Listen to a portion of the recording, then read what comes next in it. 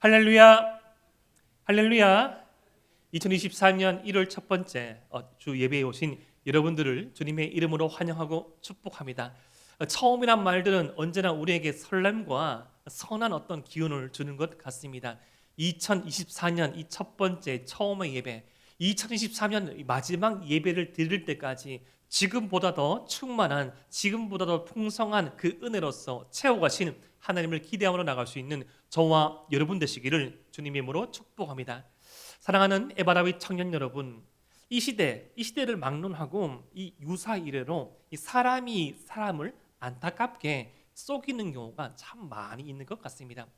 좀 한 2000년 초반부터 좀 서서히 이 발흥하다가 2010년쯤에 아주 컸다가 지금 좀 사그라질만 하지만 아주 사람들을 힘들게 하는 이 속임수가 있죠. 바로 이 보이스 피싱이라는 겁니다. 혹시 여러분 보이스 피싱에 한번 당해보신 적 있습니까? 저는 없는데 저 가까운 이 지인들 가운데 정말 똑똑하고 진짜 논리적이고 정말 명철한 사람도 속더라고요. 그런데 이 보이스 피싱에 관련된 좀 이렇게 웃긴 이 통화 기록이 있어서 제가 예전 기록을 찾다가 한번 함께 들어보고자 합니다. 한번 영상 한번 보시겠습니다.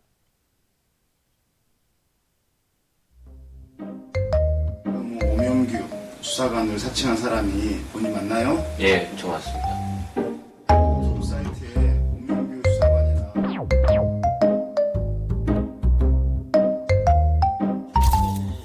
금방 없애주세요.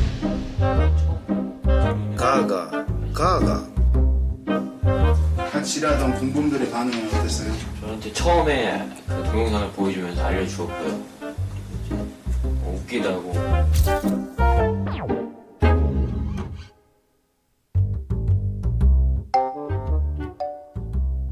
슬기씨시죠? 네. 예, 수고하십니다. 서울중앙지검의 오명규 수사관이라고 합니다. 네. 왜 웃으세요? 아니, 자꾸 경찰지검이라고 해서 전화가 왔어요. 계속 이런 전화 받으셨어요? 네, 지금 네 번째인데. 우리 여성분이 검찰에서 처음 받으시죠? 에? 우리 여성분이 검찰에서 처음 받으시죠? 여러 번 받았다. 여러 번 받으셨어요? 또 이런 거 잘 모르시면은 수사관이 가르쳐줘야 되는데.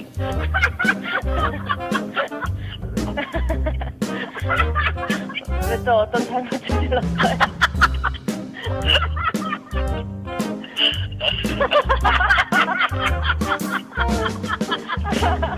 예, 여기까지 되겠습니다. 결국 이래서 잡혔습니다. 이거는 좀 이게 좋은 케이스, 어떻게 보면 잡혔기 때문에. 근데 이게 웃고 여러 번 전화 와서 이렇게 잡히는 경우가 아주 간혹가다 있고, 제 알고 있는 지인의 어떤 분은 진짜 이 철저한 조종에 빠져가지고 이런 수법이 있거든요. 절대 전화하고 있는 것을 알리지 말라. 당신의 전화가 지금 다 녹취되고 있다. 하루 종일 전화를 받고 상당수의 금액을 탕진하는, 그러니까 속여서 이 사기꾼에게 전달해 준 것까지 봤습니다. 그분이 되게 명철한 분이에요. 이렇게 속고 속이는 어떤 세상. 어쩌면 이 보이스피싱 어떤 범죄자가 아니더라도 어쩌면 세상은, 어쩌면 저와 여러분들은 이 속고 속이는 이 관계 가운데 속지 않고 진실을 바라보고 진실을 추구하는 어떤 치열한 몸부림 가운데 저와 여러분들이 있는 것 같습니다. 오늘 말씀에서도 이 진리를 거부하고 진리를 속이려 듯한 이 사람들과 그것에 맞서서 참된 진리를 보이시는 예수님, 그것에 대한 말씀이 나옵니다. 특별히 우리가 계속적으로 살펴보고 있는 이 마가복음 12장 말씀은 예수님과 당시 종교 지도자들, 산헤드린 공회라고 일컬어지는 이 최고 종교 지도자들 간의 치열한 이 논쟁의 가운데 나온 말씀입니다. 먼저 오늘 말씀이 이렇게 시작합니다. 마가복음 12장 13절 말씀을 우리 함께 한번 읽어 보겠습니다. 시작. 그들이 예수의 말씀을 책잡으려 하여 바리새인과 헤롯 땅 중에 사람을 보내매. 지난주 우리 말씀 통하여서 이 포도원 이 비유를 통하여서 하나님께서 이제까지 이스라엘을 비롯한 하나님의 백성들에게 얼마만큼 많은 사랑을 베푸셨고, 그 사랑을 이 종교 지도자들과 이 엘리트층들이 중심으로 하여서 얼마만큼 많이 이 하나님께서 보내신 선지자를 핍박하고 마지막 하나님의 한 분 아들이신 예수님까지 거부하고 있는 상황을 비유, 이스라엘 사람이라면 모두가 다 알 수 있는 이 포도원 비유를 통해서 포도원 노래를 통해서 알려주셨죠. 계속적으로 이 종교 지도자들과 함께 논쟁하면서 이 참된 진리가 무엇인지, 참된 바른 신앙생활이 무엇인지를 알려주는 상황 가운데 예수님을 이 찾아온 사람이 그들로 표현됩니다. 이 그들은 누군가 하면 이 산헤드린 공회, 대제사장과 서기관과 장로들이 중심된 산헤드린 공회를 말하고, 이 책 잡으려 한다는 것은 이 사냥에 관련된 용어로서 올무를 놓다, 덫을 놓다라는 말입니다.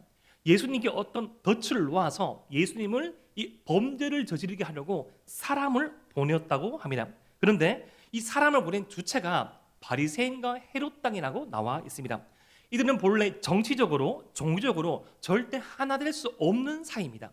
마치 물과 기름과 같은 존재, 개와 이 고양이 같은 절대 하나 될 수 없는, 절대 섞일 수 없는 이념적으로, 정치 노선적으로, 어떤 이 사회의 어떤 구성원의 어떤 가치관적으로 절대 하나 될 수 없는 사람들이었는데, 그들이 이날만큼은 하나가 되어서 예수님을 잡으려는 그 마음에 하나가 되어서 사람을 보내는데, 이 사람은 아마도 헤롯 당 내지 바리새인들을 따르는 추종자, 청년으로 생각되어집니다. 사랑하는 에바라위 청년 여러분, 이 청년은 열정이 있고 청년은 이 끓는 피가 있어서 이런 경우처럼 많은 경우에 이용당한 수가 있습니다. 특별히 진리를 맞서는 편에 넘어가는 수도 있고요, 진리를 부정하는 편에 자신도 모른 채 이용당하고 속임수 당할 수 있다는 것입니다. 그리고 오늘 이 헤롯 당과 바리새인들이 악을 위한 연합을 하는 모습들, 여러분 이런 모습들 우리에게도 있을 수 있습니다. 평소엔 친하지 않다가 이 대한민국이, 이 배달의 민족이 언제 하나가 됩니까? 어떠한 사람을, 어떠한 가치를 부정하는데, 비난하는데 하나가 됩니다. 여러분 제가 여러 번 한번 그런 말씀 드렸죠. 우리가 예를 들어서 밤을 새면서 칭찬하는 시간을 한번 가져보십시오. 3분도 하기 힘듭니다. 그런데 몰래 따로따로 앉아가지고 누군가를 어떤 부분에 대해서 비판하고 거기에 대해서 험담을 한 얘기하면 그렇게 맛있을 수가 없어요. 험담을 하면 할수록 묵상하면 할수록 기쁩니다. 막 이 점점점 막 이 텐션이 올라가고, 칭찬하면 3번만 해보십시오. 우리 새내기들 옆에 있는 친구 칭찬 한번 해볼래요? 3마디 이상 못 할걸요? 아니 3-4개니까 할 수 있죠. 3마디 이상 할 수 없어요. 3분 이상 할 수 없습니다. 근데 험담은, 비판은, 비난은 3분이 뭡니까? 30분, 3시간, 3일까지는 아니더라도 밤을 샐 수 있을걸요? 이런 악을 위한 연합을 하는 모습들을 보면서 혹시 이런 악을 위한 연대는 우리 가운데 없는지 살펴보기 원합니다.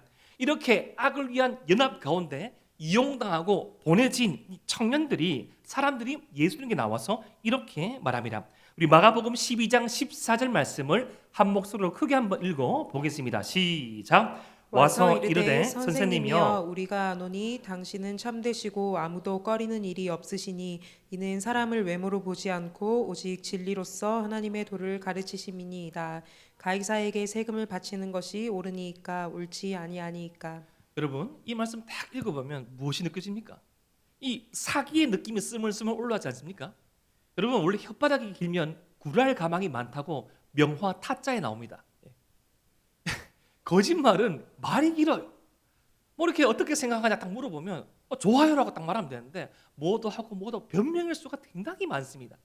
선생님이여 우리가 아노니, 선생님 누구죠? 예수님 말한 거죠. 예수님 당신은 참되시고 아무도 꺼리는 일이 없으시니 이는 사람을 외모로 취하지 아니하시고 오직 진리로 하나님의 도를 가르침이니이다. 여러분 이것은 본질이 아닙니다. 뒤에 말이 본질이죠. 가이사에게 세금을 바치는 것이 옳으니까 옳지 아니하니까. 여러분 이 본질 앞에 있는 이 말 부연 설명하고 마치 그들은 믿지 않는 이 거짓말로 한 이 거짓말 가운데 정말 아이러니하게 예수님에 대한 실체를 말하고 있습니다. 여러분 예수님의 실체가 뭐죠? 예수님의 정체성을 그들이 말한 거예요. 첫 번째, 예수님은 참되십니다. 따라볼까요? 예수님은 참되십니다. 예수님은 정직하고 신실하십니다. 예수님이 정직하고 신실하다는 것을 믿지 않은 이들이 지금 고백하고 있어요. 두 번째, 예수님은 꺼리는 일이 없습니다. 옳은 일을 할 때 염려나 걱정이 없다는 것입니다. 어떤 무슨 일을 할 때 이것이 옳고 이것이 바른 일이라고 생각되면 예수님은 이 주저하지 않고 돌파하시고 염려 없이 하십니다. 세 번째, 예수님은 진리를 선포하시죠.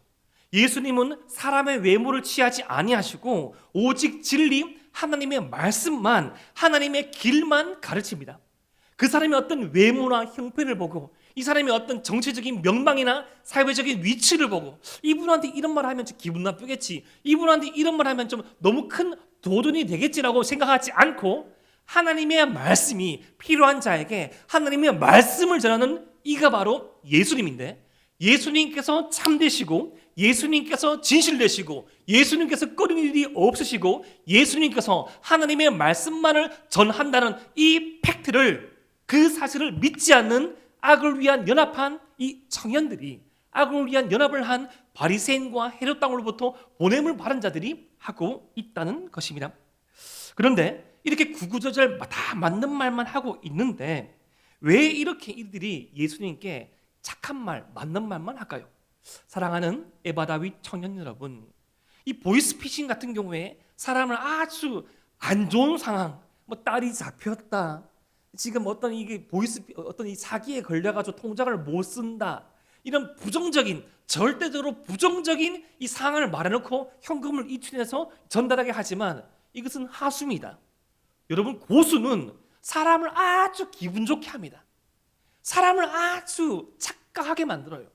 여러분, 악의 최고수가 누굽니까? 바로 사탄이죠. 여러분, 창세기 처음의 말씀을 읽어보십시오. 우리가 내일부터 시작하게 된 이 리딩 지어스 성경 통독을 통하여서 1장부터 4장까지 말씀 읽을 터인데 그 안에 나와 있는 이 사단이 이 뱀의 몸에 들어가서 어떻게 인간을 유혹한지를 보십시오. 너희들이 죄를 저지르면 내처럼 될 거야, 뱀처럼 되어서 땅을 길 거야, 이렇게 말하지 않습니다. 하나님께서 하지 말라라는 일을 하였을 때 하나님처럼 될 것이라고 말합니다. 여러분, 하나님처럼 되는 것이 얼마만큼 좋은 일입니까? 선악과를 보고 그것을 먹었을 때 모함직도 하고 먹음직도 하고 지혜롭게 할 만큼 탐스럽게 보이게 합니다. 착각하게 만드는 것이죠. 선한 것으로 포장합니다. 지금 이 악을 위한 연합을 한 이 사람들이 예수님의 그 실체를 믿지도 않고 다 토로하고 있는 것은 예수님을 어려움에 빠뜨리게 하기 위함입니다. 사랑하는 에바다윗 청년 여러분, 특별히 이러한 모습들이 지금도 있지요. 여러분, 신천지를 중심으로 한 이단은 처음에 여러분들을 포교할 때, 특별히 신입생 여러분 분명히 들으십시오. 여러분, 길가에 가다가 여러분들 걱정하는 사람 누가 있습니까? 걱정 되게 많으시죠? 심리 테스트 한번 해보시겠어요? 아니면 건너서 알던 친구가 갑자기 연락이 와서 자기가 너무나 잘 알고 있는 선교사님이 계신데 그 선교사님이 그림치료를 잘한다, 그 선교사님이 성경 공부를 잘한다, 한번 참석해보자. 3주, 4주, 5주 다 이야기 들어주고 한 장소, 특정한 장소로 가서 반복적인 성경 공부를 하고 마지막에는 한 사람 교주를 보인다면 그것은 틀림없는 이단이죠. 처음부터 못해주는 이단 아무도 없습니다. 여러분, 이단에 처음 들어가면 천국 같아요. 다 웃고 있습니다. 다 웃고 있어요. 하지만 교육의 기간이 수료되고 딱 정식 교인이 되면 헌금을 강요하죠. 껌이라도 팔아서 헌금을 내라고 합니다. 여러분, 한 교단에, 이 이단 교단에 한 사람이 평균적으로 한 지역에서 한 해에 낸 헌금이 2천만 원이 넘었어요. 어떻게든 끌고 와서. 여러분, 처음부터 위협하고 처음부터 겁주는 이단 절대 없습니다. 칭찬하죠. 너희 아픔을 내가 알고 있다. 너희 상처를 내가 치료하겠다. 여러분, 선으로 위정하고 우리에게 다가오는 악들을 구별할 수 있어야 합니다. 그런데 예수님께서 이렇게 선을 위장한 악을 다 간파하시죠. 그 간판 가운데 이들이 물었던 이 질문 가운데 본질이 뒤에 나온다고 말씀드렸죠. 가이사에게 세금을 바치는 것이 옳습니까? 옳지 않습니까? 여러분, 이 가이사는 예수님 당시 로마 황제를 의미합니다. 여러분, 로마 황제를 말하는 거예요. 여러분, 이스라엘이 당시 로마의 이 지배를 받는 국가 식민지였는데 이 식민지 생활을 하던 사람들이 이 자신을 다스리는 자들에게 세금을 내는 것은 당연한 일이죠. 식민지가 아니더라도 우리에게는 납세의 의무가 있습니다. 그런데 이 질문은 표면적으로 세금을 내는 것이 옳은지 옳지 않은지를 묻는 것이 아닙니다. 왜냐하면 이것에 대한 이 본질적인 어떤 배경이 있기 때문입니다. 사랑하는 에바다윗 청년 여러분, 지금 여러분들이 존귀한 것처럼 지금 여러분들이 하나님께서 존귀 여기시는 하나님의 백성 그 이상으로 자신의 존귀함을 알고 자신의 존귀함에 대해서 많이 고민하는 사람들이 바로 예수님 당시의 이스라엘 사람들이었습니다. 그들은 실제적으로 그들의 조상 수천 년 전에 아브라함을 통하여서 하나님께 직접 선택을 받았습니다. 한 가정이 선택을 받아서 한 가정이 가문을 이루고 이 가문이 민족을 이루고 이 민족이 나라를 이루어서 하나님께서 딱 집었습니다. 이 가정, 이 가문, 이 민족, 이 나라를 통하여서 축복의 통로로 쓰임받게 하겠다. 이들을 통하여서 나 하나님의 임재가 어떠한 것인지를 보이게 하겠다. 이 나라 가운데 가장 중요한 땅에 성전을 세우고 여호와의 영광의 임재가 무엇인지를 실제적으로 보여주고 맛보게 하고 죄 용서받는 것이 무엇인지 하나님의 말씀으로 사는 삶의 복이 무엇인지를 다 보게 하겠다 라고 말씀하셨고 그 은혜를 실제적으로 체험한 민족이 바로 이스라엘 민족이었습니다. 그런데 그런 그들이 하나님의 선택을 받고 선택받은 자들로서 누렸던 특권이 어마무시했던 그들이 하나님을 무시하고 하나님을 거부하고 하나님과 우상을 겸하여 생겼습니다. 더 정확한 표현으로 하나님은 뒷전에 두고 우상을 우선시하여 섬겼습니다.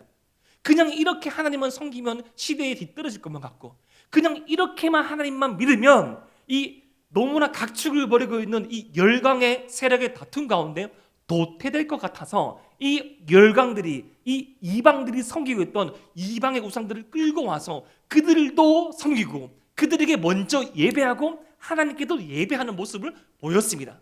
그러하자 하나님께서 선지자를 보내시고 하나님께서 지도자를 보내셔서 그러지 말라라고 계속 만류하시고 회개를 선포했지만 그 말씀을 듣지 않은 자들은 지난주 말씀처럼 그 한 분 아들이신 예수님까지 보내었지만 그 하나님의 회개 요청을 거부하는 지경에 이르는 것이죠. 그로 말미암아 그런 상황으로 말미암아 지금 로마의 지배를 이스라엘은 받고 있던 것입니다. 그런데 지금 로마 황제에게 세금을 내는 것은 특별히 여기서 이 세금은 인두세입니다. 사람이라면 마땅히 내야 될 세금. 이 세금을 낸다는 것은 로마 황제의 통치권을 인정할 뿐더러 로마 황제의 통치권 그것을 인정하는 것은 자신들의 이 죄악, 자신들의 실패를 인정하는 것이기에 너무나도 뼈아픈 실패를 이 팩트 폭격하는 것이 있습니다. 안 그래도 내가 어떤 부정적인 결과 실패를 했는 것을 아는데 공언하는 거예요. 꼭 그런 밉상인 친구 있잖아요. 우리 에바 다윗은 없지만 시험에 떨어지는데 헤어지는데 안 좋은데 꼭 이런 상황들을 밥을 먹다가 친구들 사이에서 합니다. 절대 우리 가운데 없겠지만 절대 우리 안에 없습니다. 우리에게는 없어요. 부정적인 얘기를 꼭 앞에서 합니다. 그런 것보다 더 심한 겁니다.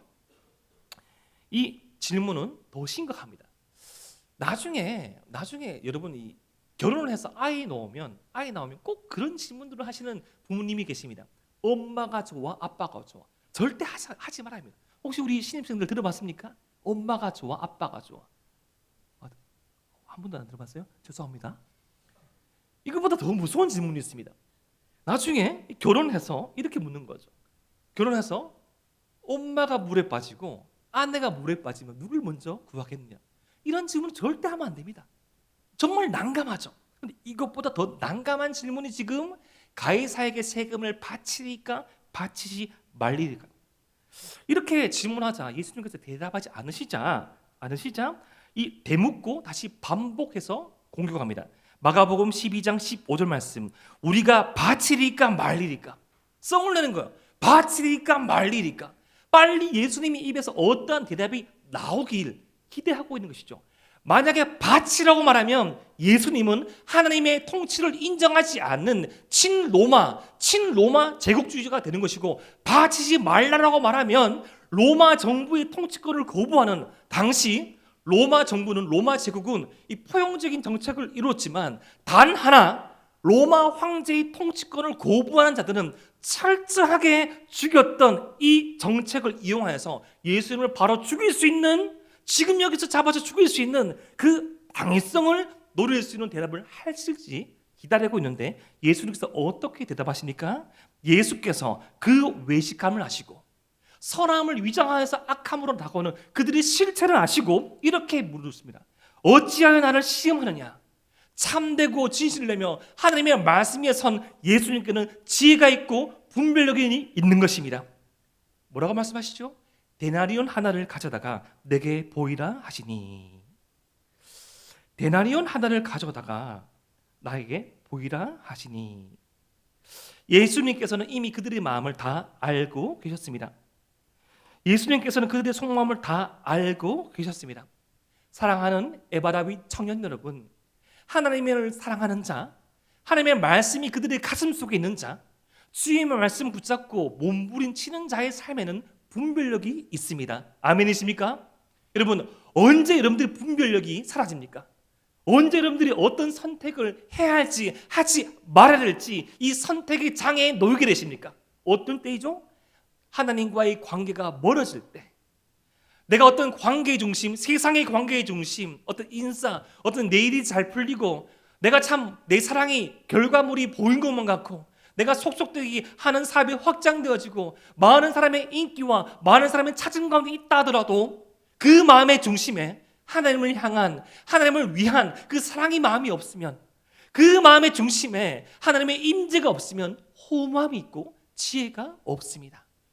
반면 비록 상황이 좋지 못하고 비록 어렵고 힘들지라도 하나님의 말씀을 붙잡고 주님과의 긴밀한 관계 가운데 주의 음성을 듣고자 기도하며 주님의 음성을 듣고 있고 한 걸음 한 걸음 반걸음 반걸음 기어가더라도 주의 말씀 보고 걸어가는 그 자에게는 분별력이 있습니다. 어디를 향해서 가야 할지 그 목적지가 보이고 목표가 보이는 것입니다. 사랑하는 에바라위 청년 여러분, 우리의 상황을 초월하여서 하나님을 향한 마음을 붙잡고 하나님께로 나아가는 저와 여러분 되시기를 주님 이름으로 축복합니다. 이제 예수님께서 이렇게 말씀합니다. 데나리온 하나를 가져다가 내게 보이라. 이 데나리온 사진을 잠깐 보겠습니다. 여러분, 앞면과 뒷면인데 앞면에 보면 어떤 사람의 모습이 있고 뒷면에 앞면에는 사람의 모습이 있고 뒷면은 이 사람들 있으면서 이렇게 어떤 글자가 져 있는데 앞면에는 이런 글자입니다. 신성한 아구스토의 아들. 그리고 뒷면에는 대제사장. 여러분, 신성이란 말은 이스라엘 사람들에게, 유대인들에게 오직 한 분 하나님께만 붙일 수 있는 단어였습니다. 그리고 대제사장이라는 말은 오직 하나님께서 택정하신 한 사람에게만 붙일 수 있는 말입니다. 그런데 신성과 대제사장이 함께 있는 얼마나 이스라엘 사람들에게 부정한 물건입니까? 근데 그것을 가져오라고 말씀했습니다. 그래서 당시 이스라엘 사람들끼리는 이 데나리온이 아닌 그들만의 통화를 사용하였습니다. 그런데 정말 놀랍게 이것을 가져오라고 하니까 얼마 되지 않아서 이 헬라어 원문의 표현을 보면 바로 데나리온을 가져옵니다. 이것은 뭐죠? 절대 우리 안에 없겠지만 담배 피우는 사람이 절대 없겠지만 라이터를 가져오라 했을 때 바로 꺼내는 거예요. 담배를 가져오라 했을 때 바로 꺼내는 거예요. 피지도 않은데 담배가 있는 거예요. 너무 이상한 질문입니까? 얘입니까? 그런 거예요. 절대 담배 피지 않는데 잠깐만 예를 들기 위해서 담배가 필요한데 혹시 담배 있는 사람? 저는 피지 않습니다. 여기 있습니다. 이거예요. 데나리온을 쓰지 않는데 이들은 지금 헤롯 당과 바리새인에 속해가지고 이 불경한 이 친로마 정책을 따르지 않는 거룩한 이들인데 예수님께서 데나리온을 가져오라 하니까 바로 꺼내는 거예요. 절대 술 담배 안 한다고 하는데 항상 가방 속에 술 담배가 가득한 거와 마찬가지입니다. 먹진 않은데 피진 않은데 하는 거예요. 바로 가져왔습니다. 이들은 예수님의 질문을 들었을 때 이렇게 서로 말할 수 있었겠습니다. 어떻게 거룩을 이방 왕의 이름에 붙일 수 있지? 어떻게 대제사장이란 신성한 단어를 저 이방 잡신을 섬기는 황제에게 붙일 수 있어? 저런 돈은 쓰지면 안 돼. 저런 돈을 만지면 나 또한 부정해져 라고 여기고 실질적으로 사람들이 보이는 앞에서는 그 데나리온을 지니지 않았습니다. 그런데 다 주머니에 있는 데나리온이 가득했던 거예요. 와, 이 로마 돈 다 쓰이지. 이것만 쓰면 다 할 수 있어. 차로 살 수 있고 햄버거도 먹을 수 있고 버거도 먹을 수 있고 옷도 살 수 있어. 하지만 우리나라도는 또 환전해야 되고 세금을 떼야 돼. 이 데나리온 가방에 많이 쌓아둬야지. 사랑하는 에바라비 청년 여러분, 세상은 부정한 것에 손을 대면, 세상은 부정한 일에 접촉되면 그 부정한 일에 접촉된 그 사람이 더러워지고 오염된다고 생각하시죠. 근데 예수님은 반대였습니다. 예수님은 이 부정한 상황, 부정한 인물, 부정한 사상, 부정한 사건에 접촉하셔서 고의적으로 목적을 가지고 그곳에 가시고 그 사람을 만지고 그 사건의 중심에 가셔서 그 부정한 것을 거룩하게 만들었습니다. 혈루증 여인이 그러하였죠. 혈루증 걸린 여인은 이 몸에서 멈추지 않는 하혈로 말미암아 사람을 만날 수 없는 사람이었습니다. 하지만 예수님께서 오신다는 그 소문을 듣고 예수님의 옷깃만 붙잡아도 자신의 혈루의 그늘이 낫겠다라는 믿음을 가지고 예수님을 붙잡은 그녀에게 누가 내 옷을 잡았냐고 아시면서 물으셨고, 사람들 앞에서 그녀의 몸의 치유와 그녀의 진정한 이 삶에 대한 회복을 선포하셨습니다. 예수님께서는 당시 가장 부정하게 여기시던 이 세리 또한 제자로 바르셨죠. 여러분, 왜 세리가 부정할까요? 왜냐하면 가장 부정한 로마돈을 계속 만지잖아요. 데나리온을 계속 만지잖아요. 이 신성한 아구스도 대제사장 이 돈을 계속 만지니까 안 그래도 부정한데, 안 그래도 이 자신의 동족인 이스라엘 사람들에게 계속 더 많은 세금을 거두어서 하는 짓도 미운데 실질적으로 더러운 돈을 만지니까 더럽다 여기진 마태, 레위를 찾아가셔서 그를 예수님의 제자로 부르셨습니다. 사랑하는 에바라비 청년 여러분, 예수님께 접촉되기만 하면, 예수님께서 함께 하시기만 하면 그 어떤 부정적인 상황, 그 어떤 부정결한, 옳지 못한, 부정적인, 패배적인, 미래가 없는, 소망이 없는 그 모든 상황이 희망이 되고 소망이 되고 출발이 되고 새로움이 되고 회복될 수 있음을 믿으시길 바랍니다. 반면 이것이 끝이다, 이것 이상은 없다, 가망이 없다, 희망이 없다, 막혀있다, 실패했다, 하지 말라 라는 것은 예수님의 요청이 아니라 세상의 악한 보이스피싱을 믿으시길 바랍니다. 예수님께서 그렇게 데나리온을 가져왔을 때 어떻게 말씀하십니까? 마가복음 12장 17절 말씀 우리 함께 읽겠습니다. 시작. 이에 예수께서 이르시되 가이사의 것은 가이사에게, 하나님의 것은 하나님께 바치라 하시니 그들이 예수께 대하여 매우 놀랍게 여기더라. 아멘. 여기서 바치란 말은 돌려주라는 의미를 가지고 있습니다. 이 가이사에게 빌려 쓴 거, 너희들이 지금 가이사 인정하기 싫고 부정할 수 없는 현실은 지금 가이사의 통치를 받고 있지 않느냐. 그래서 이 가이사로 말미암아 이 가이사의 이 국민으로서 내야 될 그 의무는 부정하고 싶고 너무나 가슴 아프고 너무나 힘들지만 그런 의무는 가이사에게 돌려주어라. 하지만 인정하기 싫고 너무나 어렵고 너무나 하나님의 이름이 짓밟혀 보이는 이 현실 가운데 너희들이 아무리 가이사에게 세금을 내더라도 너희의 몸은, 너희의 인생은, 너희의 영혼은 하나님의 것이니 하나님께 바치라고 말씀하는 것입니다. 사랑하는 에바라비 청년 여러분, 우리는 종종 많은 때 이렇게 하나님의 것과 가이사의 것, 이 사이에서 충돌하면서, 이 사이에서 갈팡치팡하면서, 이 사이에서 헤롯 당과 바리새인과 서기관처럼 겉모습만 보고 외식하면서 우리를 비난하고 비판하고 우리를 정죄하는 저 마귀와 사탄의 공격 가운데 너무나 많은 순간에 허물어집니다. 주님, 이런 내 같은 인생일지라도 주님 기뻐하십니까? 가이사의 것을 취하지 못하고 이러한 학력으로 무엇을 할 수 있겠습니까? 부모님의 수고가, 부모님의 희생이, 부모님의 기다림이 어쩌면 너무나 가슴 아프고 너무나 부끄러운 나의 처지인데 내가 무엇을 할 수 있겠습니까? 라는 속임수의 음성을, 보이스피싱을 세상은 들리게 하죠. 이 날 때까지 뭐 했냐? 2024년 해가 밝았지만 네 인생에 바뀐 게 무엇이냐? 또 섬기냐? 또 주일학교냐? 또 리더냐? 또 임원이냐? 또 예배냐? 또 말씀이냐? 또 기도냐? 그놈의 하나님 지겹지 않느냐? 더 빨리 가야지. 더 많이 누려야지. 이제는 그만할 때도 되지 않았느냐. 하나님의 것을 포기하게끔 세상은 끊임없이 그 악한 보이스피싱을 저와 여러분들에게 날립니다. 하지만 주님께서 말씀하십니다.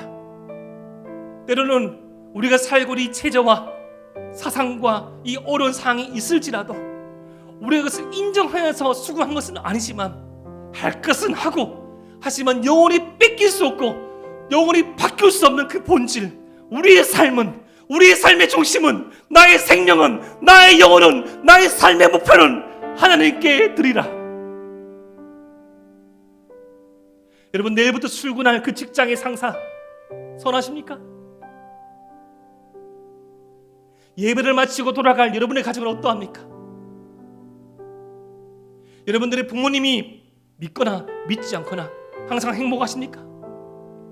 여러분의 사랑은 어떠합니까? 사랑해서 사랑합니까? 사랑해서 오는 기간이 길어서 사랑합니까? 이 사랑이 지나면 더 이상 사랑이 오지 않을 것만 같은 두려움 때문에 어쩌면 마지막 희망을 가지고 붙잡고 있지는 않습니까? 지금 여러분의 신앙은 어떠하십니까? 지금 저와 여러분들의 신앙은 안녕하십니까?